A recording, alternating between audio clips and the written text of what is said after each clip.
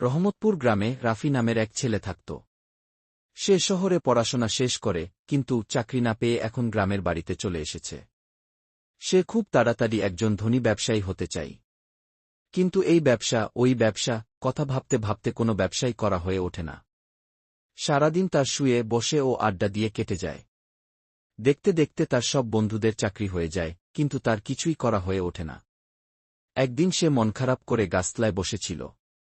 এমন সময় তাদের গ্রামে এক ধনী ব্যবসায়ী ওই রাস্তা দিয়ে যাচ্ছিল। সে ওই ব্যবসায়ীকে দেখে দৌড়ে তার কাছে গেল এবং তার সব সমস্যার কথা খুলে জানাল। সব শুনে ব্যবসায়ী হেসে বলল, আরে পাগল, একদিনেই কি সফল ব্যবসায়ী হওয়া যায়? তার জন্য চেষ্টা ও পরিশ্রমের প্রয়োজন। তুমি ছোটখাটো একটা ব্যবসা বা দোকান দিয়ে শুরু করো এবং আস্তে আস্তে ব্যবসা বৃদ্ধি করো। কি, আমি এত পড়ালেখা করে শেষে কি ছোট দোকান দেব নাকি?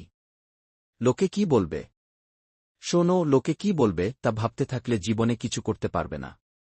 আমি একসময় মুচি ছিলাম, আজ আমি একজন সফল ব্যবসায়ী। ব্যবসায়ীর কথা শুনে রাফির চোখ খুলে গেল। সে তাদের গ্রামে একটি ছোট চায়ের দোকান দিল এবং আস্তে আস্তে ব্যবসা বৃদ্ধি করতে করতে আজ সে 3টা হোটেলের মালিক।